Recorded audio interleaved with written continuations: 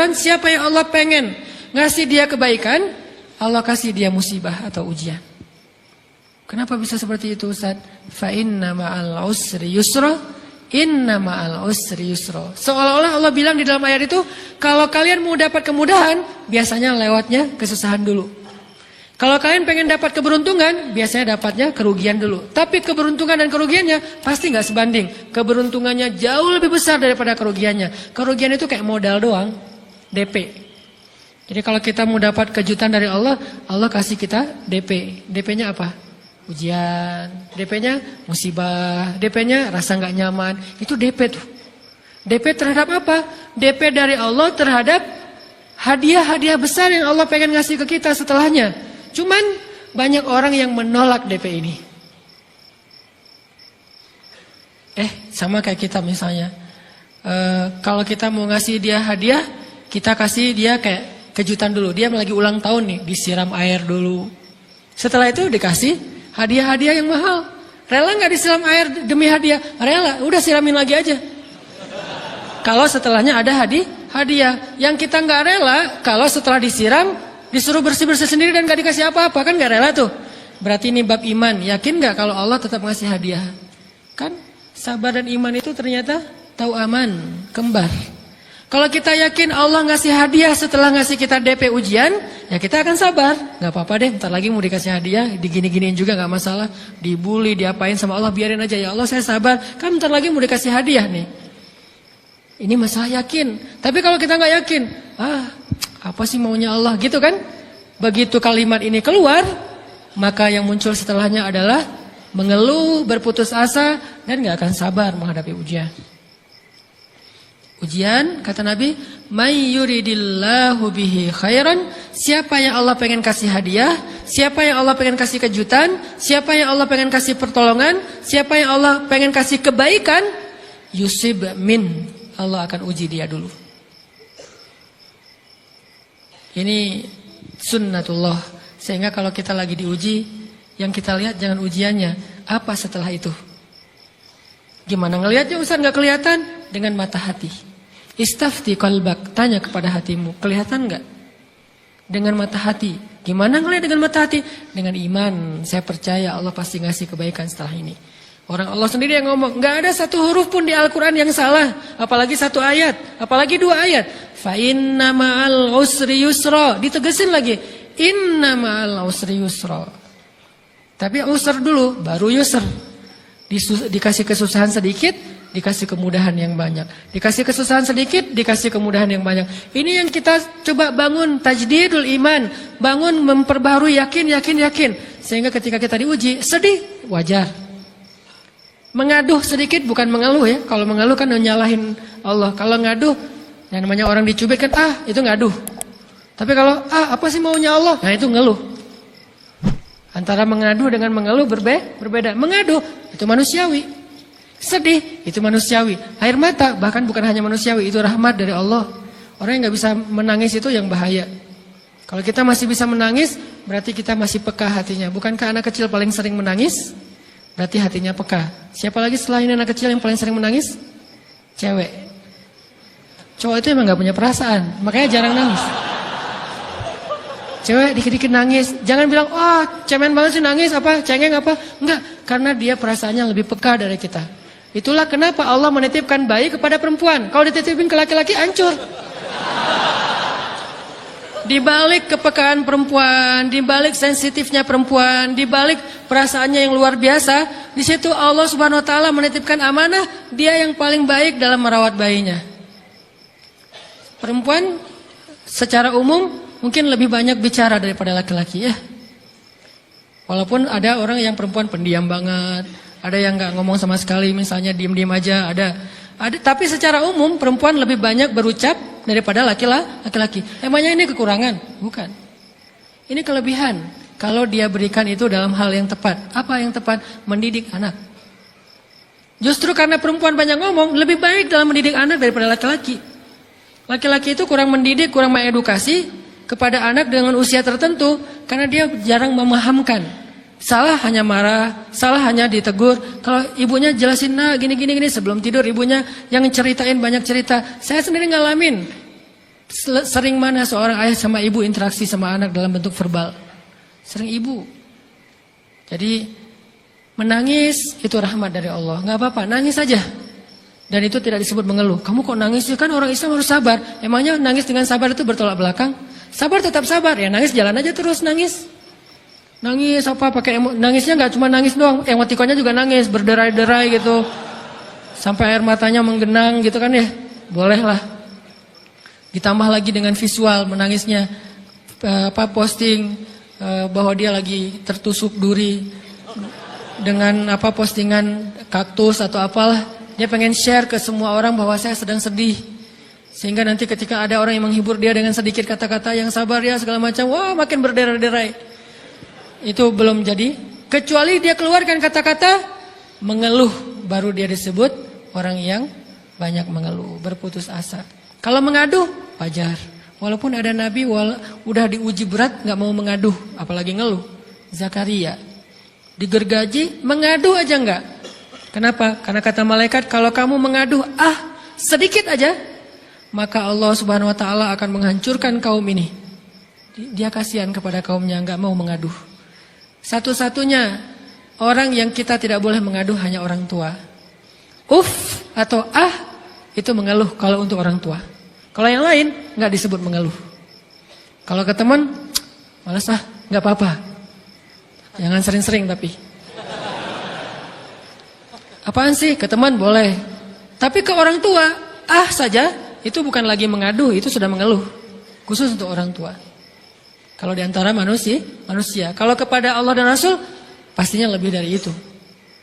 Ketika kita diam saja, tidak langsung beranjak, sami'na wa ata'na labbaik ya rabbi wa sa'daik, enggak memenuhi panggilan Allah, itu sudah disebut bagian dari kufur ingkar. Tapi minimal kita mungkin masih mengaduh, kita masih menangis, kita masih lelah, kita masih merasa lemah. Setidaknya kita tidak mengeluh. Kenapa? Kita percaya Allah kalau mau ngasih hadiah kepada hambanya, DP-nya itu ujian. Dan yakinlah hadiahnya minimal 10 kali lipat lebih baik daripada ujian itu. Minimal, karena nggak ada amal soleh yang dibalas di bawah 10 kali lipat tuh nggak ada. Amal soleh, amal ya bukan niat. Amal yang udah kita kerjakan minimal dibalas 10 kali lipat. Minimal, maksimalnya bighairi hisab, tanpa batas. Bighairi hisab, tanpa batas. Ada yang 700 kali lipat kayak sedekah. Tapi tetap aja ayat sedekah di akhirnya ujung-ujungnya apa? Bighairi hisab juga kan? Berarti sedekah itu minimal dibalas 700 kali lipat. Minimal. Kalau kita yakin. Selalu syaratnya kalau kita yakin. Dan saya ngebuktiin itu banget. Saya pernah ngalamin lagi jalan-jalan di sebuah kota yang ada becak kayuhnya, becak sepeda gitu ya. Jalan terus saya bilang, Pak berapa ongkosnya? 20.000. Udah naik aja 20.000.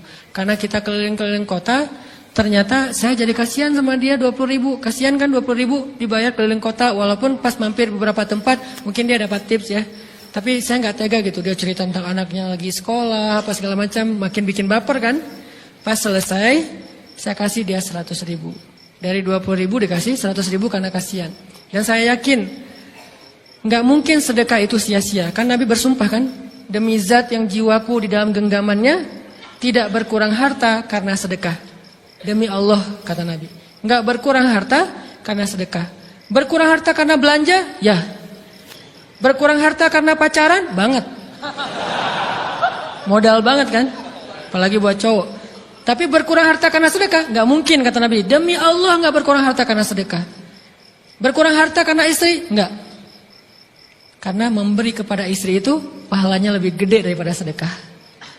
Makanya ngemodalin pacaran setelah nikah itu tumbuh berkah. Modal pacaran sebelum nikah itu apes. Jadi kalau pengen modal nih, ngemodalin cewek, traktir, ngapa-ngapain, bayarin, jangan sebelum nikah. Sebelum nikah jadi orang pelit aja, nggak apa-apa. Tapi setelah nikah, jor-joran ngasih, apalagi yang, bayarin semuanya. Kenapa? Pahalanya lebih gede daripada sedekah. Bahkan lebih gede daripada infak fi sabilillah. Seorang suami memberi nafkah istri, itu pahalanya terkadang lebih besar daripada kita berinfak untuk fi sabilillah, untuk korban perang. Saya heran kalau ada orang sedekahnya rajin tapi ke istrinya kikir, aneh, berarti dia nggak ngerti konsep. Padahal memberi kepada istri itu selama itu kebutuhan pokok ya, dan sedikit entertain, nggak apa-apa asal nggak berlebihan, itu luar biasa. Makanya saya kalau jalan sama istri yang yang mana? Itu yang Onit suka. Oh ya, Onit suka. Kasih aja. Kenapa? Minta ini. Kasih. Selama ada kan kenapa nggak dikasih kan ya? Nanti Allah ganti. Makin rajin kita ngebayarin istri kita, ngebelanjain istri kita, makin Allah ngasih yang kita nggak pernah duga-duga. Sampai istri kita cemburu sama kita. Kok kamu duitnya banyak banget sih? Kan gara-gara aku sering ngasih ke kamu. Ya udah sini lain lagi. Mau ditransfer berapa gitu kan ya? Saya ngasih 100.000 ke si bapak. Dan saya yakin teman-teman sedekahnya pasti lebih dari itu karena 100.000 saya sebut. Kalau 1 juta ke atas saya nggak mau nyebut, malu dong, ria ya.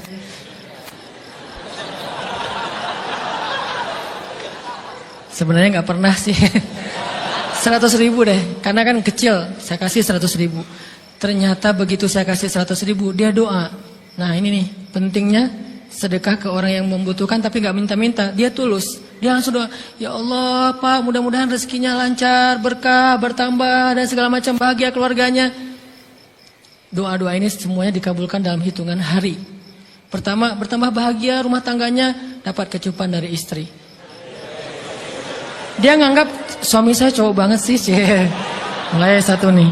2, demi Allah, selang 15 jam enggak, kalau nggak salah, karena waktu itu malam, besok paginya ada orang yang ngejar-ngejar saya pengen ngasih hadiah. Ustadz, saya pengen ketemu Ustadz. Maaf, saya nggak bisa ketemu sekarang, lagi rush, lagi tight schedule, gitu-gitulah, sok-sok gaya nggak jelas gitu ya. Terus Ustadz, saya pengen banget ketemu. Dia nggak ngomong pengen ketemu apa. Kalau dia bilang mau ngasih duit kan langsung saya prioritaskan kan ya. Berhubung dia nggak ngomong, ya udahlah, saya sosok jual mahal gitu. Tapi yang namanya rezeki kan gimana kita tolak, dia datang kan. Saya nolak. Pokoknya sebentar aja 5 menit nggak akan ganggu waktu Ustadz. Ya udah besok pagi ya pas breakfast gitu. Pakai gaya-gaya dikit breakfast. Pas breakfast, oh ya siap Ustadz. Jam berapa? Jam 8. Udah janjian jam 8. Mungkin orangnya nih dengar live streaming, Pak jazakumullah khair jaza. Makasih banyak, mudah-mudahan Allah tambahkan rezekinya. Terus beliau besok mau flight ke luar kota jam 8. Akhirnya ngubungin lagi malamnya, Pak Ustadz maaf gak bisa ketemu besok. Karena saya jam 8 itu jadwal terbang. Oh ya udah gak apa-apa. Senang dong saya gak jadi ketemu kan. Tahu gitu kan nyesel saya tuh. Senang. Besok pagi jam 6, Pak Ustadz alhamdulillah ternyata penerbangan saya di-delay ke jam 11. Allah delay penerbangannya demi ngasih rezeki buat saya. Kan luar biasa kan?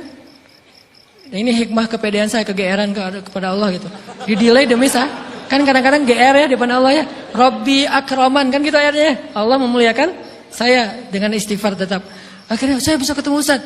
Saya nggak baca WA-nya, terlambat baca, baru baca jam 8. Dia udah mulai agak putus asa, kayaknya udah gak mungkin ketemu nih. Jam 8 pas saya baca, ternyata orangnya nggak di delay. Ya udah saya balas, ya udah sekarang saya tunggu ya jam 9. Maaf cuma sebentar. Nggak apa-apa Ustaz, 5 menit. Datang dia. Datang ngasih apa coba? Ngasih duit 200 juta. Demi Allah. Cuman berselang beberapa jam, saya tolak-tolak. Tahu gitu Pak, datang malam ini aja.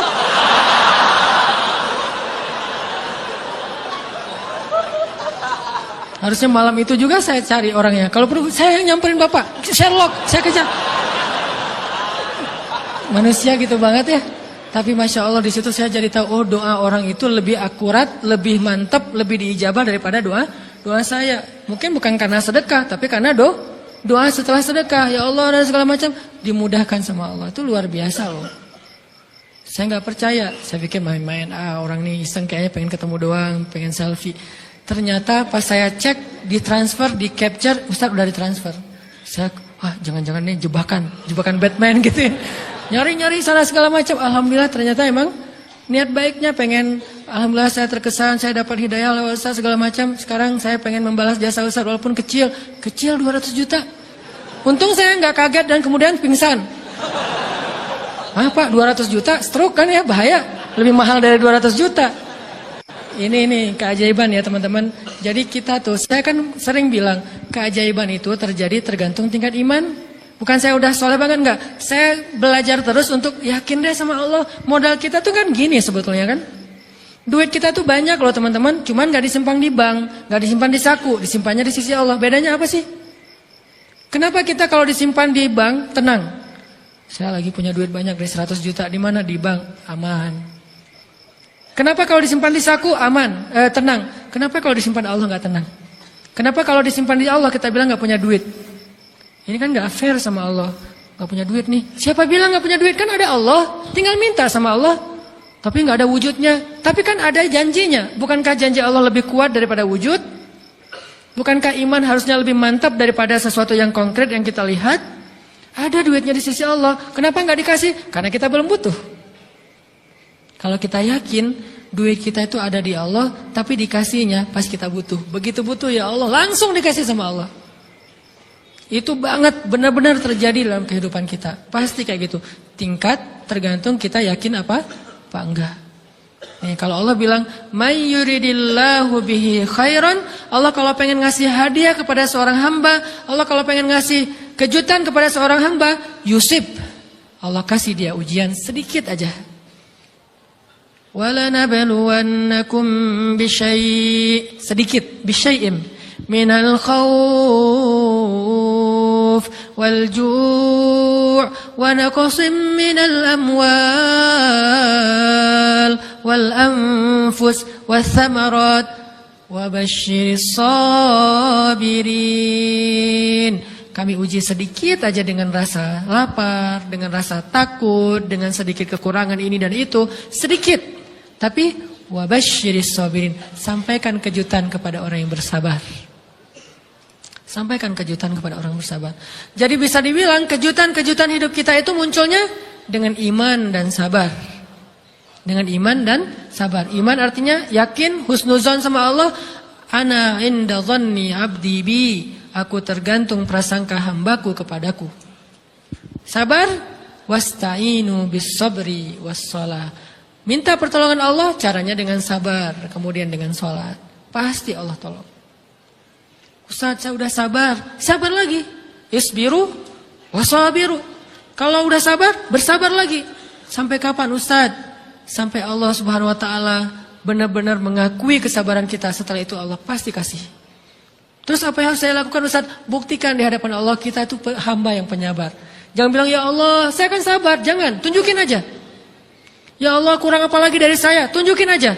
Nanti Allah sendiri yang akan memberi kita gelar sabirin, sehingga Allah bilang wabasyiris sabirin, sampaikan berita gembira kepada hambaku yang sabar. Dan kalau Allah udah ngasih berita gembira, itu beruntun loh. Kita sabar kayak Allah tahan dulu nih ya, kejutan Allah tahan dulu hadiahnya buat kita tuh ditahan, tahan. Makin lama makin sulit pastinya, makin lama makin berat, makin lama makin berat. Begitu dibuka kerannya, itu nggak ada selesai-selesainya. Sampai kita kebingungan, loh, kok datang terus-terusan? Kayak gitu cara Allah memperlakukan hambanya.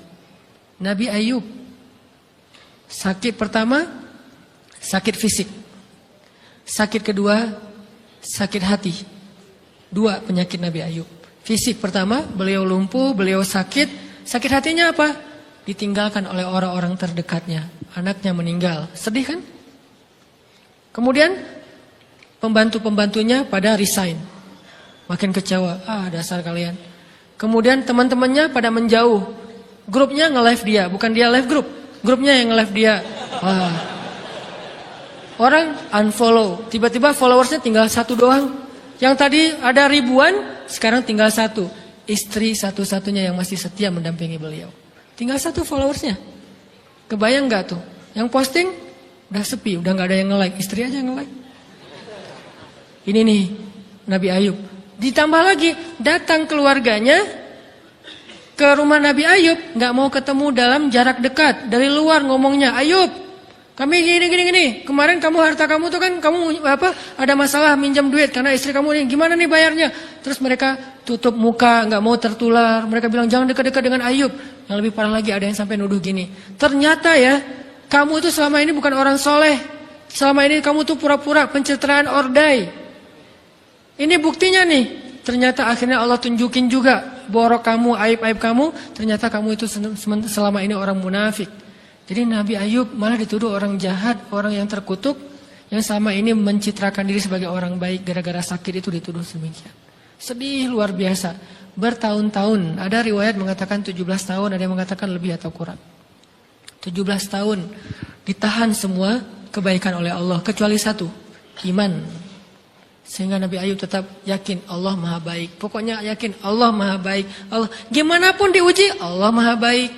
Diambil anaknya, Allah Maha Baik. Diambil kesehatannya, Allah Maha Baik. Diambil hartanya, Allah Maha Baik. Jadi orang yang tadinya paling kaya di negerinya, sekarang paling miskin di negerinya.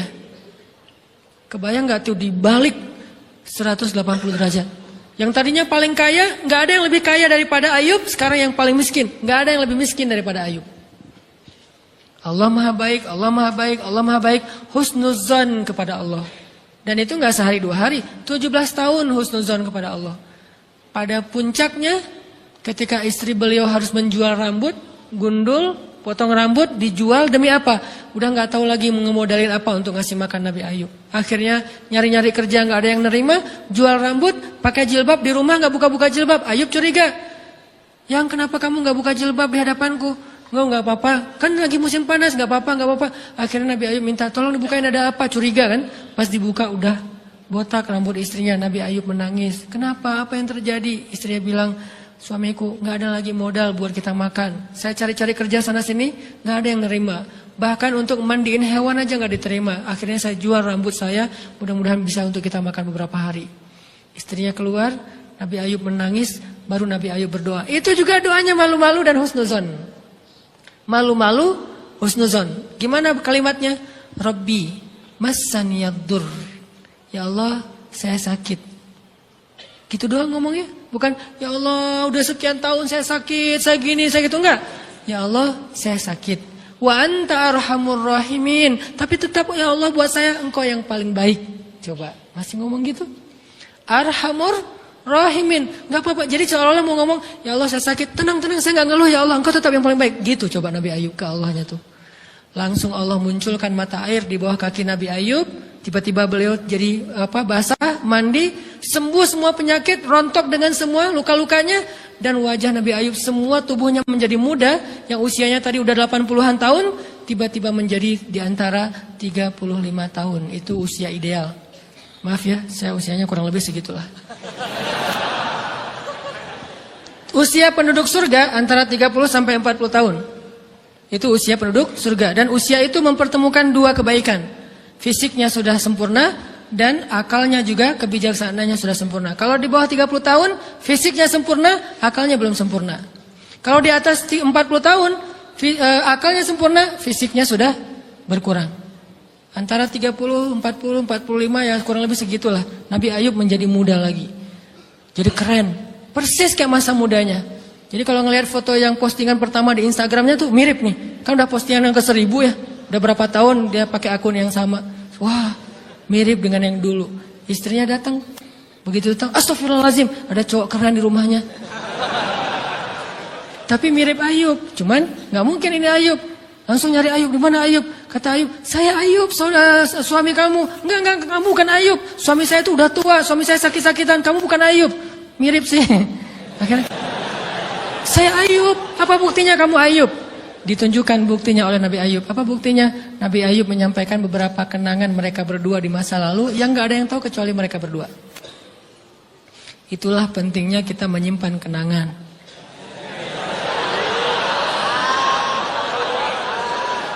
Kalau ada masalah gitu kan, nauzubillah harus operasi wajahnya. Kamu bukan suami saya.